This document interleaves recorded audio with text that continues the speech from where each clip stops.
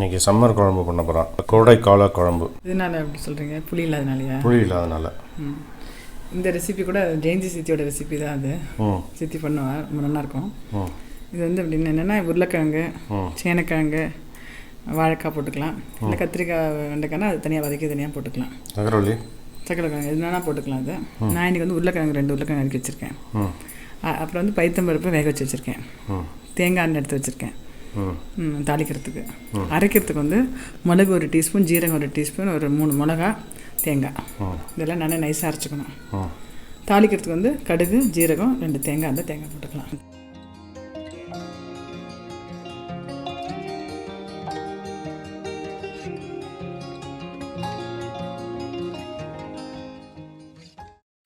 தேங்காய் எண்ணெய் தாளிக்கணும். இது வந்து என்னென்னா, குழம்பு சாதம் 2 போட்டு சாப்பிட்டுக்கலாம். இல்லை தோசை இட்லி கூட நல்லாயிருக்கும் இந்த சாம்பார். ஆமாம். இது வந்து இந்த புளி இல்லாமல் இருக்கனால சம்டைம்ஸ் இந்த பத்திய குழம்பு கூட யூஸ் பண்ணிக்கலாம். ஆனால் இது ஒரு டைப் ஆஃப் குழம்பு இது. ஓகே, புளி இல்லாத குழம்பு பார்க்கலாமா? ஜலம் விட்டுன்ட்டு இது வேகணும் இல்லையா, அதனால் இந்த உருளைக்கிழங்கு நறுக்கி போட்டு தான் கிழங்கு. ஒரு கிழங்கு எடுத்துருக்கேன். பெருசாக தான் ஒன்று, குட்டியாக இருந்தது 2 எடுத்துட்டுருக்கேன். வறுக்கலாம் வேண்டாம், பச்சையாக தான். மிளகு, ஜீரகம், தேங்காய், மிளகா நல்லா நைஸாக அரைச்சிக்கிறேன். நைஸாக அரைச்சிக்கலாம். இது அரைச்சி விழுதியும் போட்டுட்டு எல்லாம் ஒன்றா வேகட்டும். அப்போ தான் இந்த பச்சை வாசனையும் போகும், எல்லாம் உருளைக்கிழங்கு வேகும். கொஞ்சம் மஞ்சப்பொடி, உப்பு போட்டுக்கிறேன். ஓகே, மஞ்சப்பொடி, உப்பு. ஆமாம். நீங்கள் ஒரு கதை சொல்லியிருந்தீங்கல்ல, தாத்தா கதை, அதாவது வறுத்து பொடிச்சு அரைச்சி விட்ட குழம்பு. ஆமாம். அதில் வந்து ஒருத்தர் ஒரு ஒப்பீனியன் சொல்லியிருந்தா செல்ஃப் ரெஸ்பெக்ட் முக்கியம். சில பேர் வந்து அட்ஜஸ்ட் பண்ணிட்டு தான் போகணும், பெரிய வயசு ஆக ஆக அட்ஜஸ்ட்மெண்ட் வரணும் அப்படிங்கிறா சில பேர். சில பேர் வந்து செல்ஃப் ரெஸ்பெக்ட் தான் முக்கியம், நம்ம ரெஸ்பான்சிபிலிட்டி முடிஞ்சோடனே மூட்டை முடிச்சலாம் தூக்கின்னு கிளம்ப வேண்டியதான் அப்படின்னு சொல்கிறா. கரெக்ட். ஒருத்தர் ஒரு ஒப்பீனியன் சொல்கிறா. நம்ம வந்து அது வந்து நீங்கள் என்ன சொல்கிறீங்க, அதை பற்றி என்ன நினைக்கிறீங்க? உன்னுடைய கருத்து வந்து அட்ஜஸ்ட் பண்ணி போகணுன்னு உன்னுடைய தீர்ப்பு. என்னுடைய தீர்ப்பு வந்து மூட்டை முடிச்சு எடுத்துன்னு கிளம்பணும் அப்படிங்கிறது என்னுடைய தீர்ப்பு. நம்மளுடைய பொறுப்பு முடிஞ்சுதான் கிளம்பிகிட்டே இருக்கணும் அப்படின்னு. இது வந்து ஒருத்தருக்கும் ஒரு எண்ணம். மனுஷா அப்படிங்கிறது வந்து எண்ணங்களின் கலவை இல்லையா? ஒரு எண்ணங்களின் மூட்டை தான் இந்த மனுஷா. இது வந்து உடம்புக்குள்ள ஒன்று ஒரு சிந்தனை இருக்கும், அதுக்கப்புறம் மேலே வந்து ஆடான்ஸ்லாம் இருக்கும். இதை வந்து எடுத்துட்டோன்னா பாதி பிரச்சனை முடிஞ்சிடும். அதாவது எதிர்பார்ப்பு இருக்கும், அது இருக்கும்போது தான் பிரச்சனை. இதை பேஸ் பண்ணி ஒரு கதை இருக்குது சொல்லவா? விட்டுறாதீங்க. இல்லை அழுகு கதை இல்லை, ஒரு சாதாரணமான கதை. ஒரு ஊரில் ஒரு நல்ல ஹை லெவல் காலேஜ், நம்ம நாட்டில் இருக்கிற ஐஐடி மாதிரி வச்சுக்கோங்க, பெரிய லெவல் ஸ்டாண்டர்ட் காலேஜ். அதில் வந்து ஒரு பையன் ஜாயின் பண்ணுறான். ரொம்ப ப்ரில்லியண்ட்டான பையன், பார்க்குறதுக்கும் நல்லா வசீகரமாக இருப்பான், ரொம்ப பண்பான ஒரு கேரக்டர். அந்த காலேஜில் ஒரு பொண்ணு ஜாயின் பண்ணுறான். அந்த பொண்ணு வந்து ரொம்ப ஒரு புத்திசாலி, அடக்கமான, ஒரு பண்பான, ஒரு கல்ச்சர்டு பொண்ணு. 2 பேருக்கும் பார்த்த உடனே ஒருத்தருக்கு ஒருத்தர் பிடிச்சிருது. லவ் பண்ணுறா, வீட்டில் பேசுகிறா, கல்யாணம் பண்ணுறா. வருஷம் ஓடி போகிறது. எத்தனை வருஷம்? ஒரு 20 வருஷம் ஓடி போயிருக்கு. அவளுக்கு ஒரு 45-50 வயசு ஆகிடுது. இந்த கால ஓட்டத்தில் லவ் பண்ணி கல்யாணம் பண்ணிருந்தாலும் 2 பேருமே அதி புத்திசாலியாக இருந்தாலும் ஏகப்பட்ட மனக்கசப்புகள் வாழ்க்கை இந்த நீரோட்டத்தில் ஒருத்தருக்கு ஒருத்தர் ரொம்ப பிடிச்சிக்காம போகிறது. அப்போ ஒரு 45-50 வயசில் 2 பேரும் தனியாக பிரிஞ்சிடலாம் அப்படின்னு பேசிக்கிறான். 2 பேருமே அதி புத்திசாலிகள் இல்லையா? பேசி முடிச்சுட்டு டைவர்ஸுக்கு போகலான்னு நினைக்கும் போது 2 பேரும் லாயர்கிட்ட போகல. சாதாரணமான என்ன பண்ணுவா, லாயர்கிட்ட போவா, பிரிஞ்சிருவா. இவன் லாயர்கிட்ட போகல. 2 பேருமே ஒரு சைக்காட்ரிஸ்ட்டை போகிறான். கேளு, ஒரு சைக்காட்ரிஸ்ட்டை போய் பேசுகிறான். இந்த மாதிரி நாங்கள் 2 பேரும் ரொம்ப மனசுக்கு பிடிச்சி கல்யாணம் பண்ணிட்டோம், இப்போ ஒருத்தரை பார்த்தாலே ஒருத்தருக்கு ஆகலை, என்ன பண்ணுறதுன்னு தெரியல அப்படிங்கும்போது அந்த சைக்காட்ரிஸ்ட் சொல்கிறார், நான் வந்து உங்கள் 2 பேருடைய மனசுலையும் இருக்கிற எண்ணங்களை வந்து அழிக்க முடியும், ஒன்றொன்னா அழிக்க முடியும்.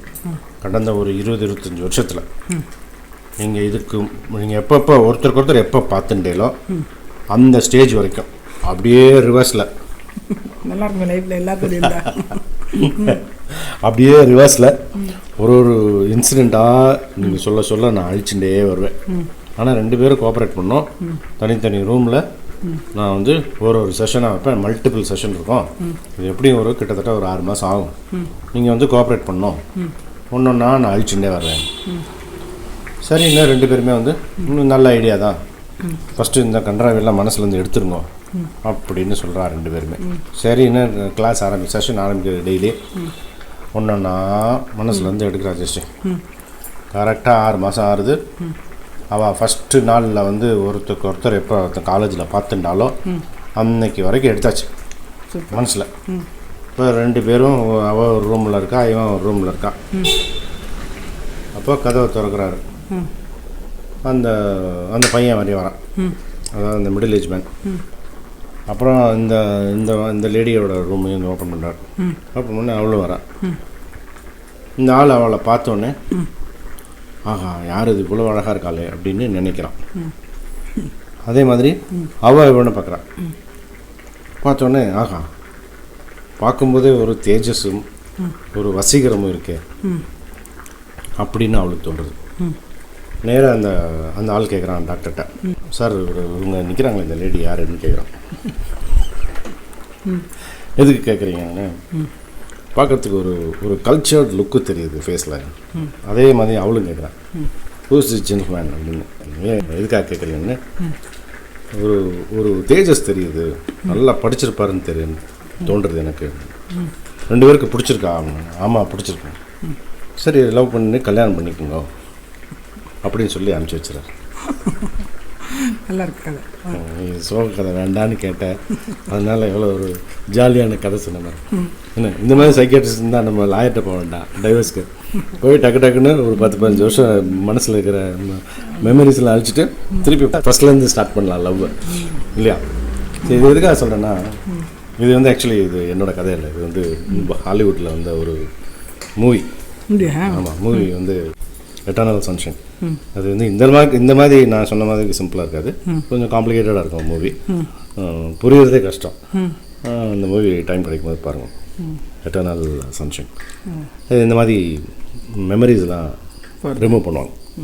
ஸோ இது எதுக்காக இந்த டைமில் நான் இதை சொன்னேன் அப்படின்னா, பாதி நேரம் ஜெஸ்ரீ நம்ம எதிர்பார்ப்பு, இப்போ நம்ம கூட பிறந்ததாலும் சரி, நமக்கு பிறந்ததாலும் சரி, ஒன்று தனித்தனி டிசைன் இல்லையா? ஒன்று தனித்தனி டிசைன். அதனால தான் அந்த காலத்தில் வந்து நம்ம கிருஷ்ணரே சொல்வார், அவாளுக்கு உண்டான தர்மம் என்ன இருக்கோ அதை பண்ணிடணும்.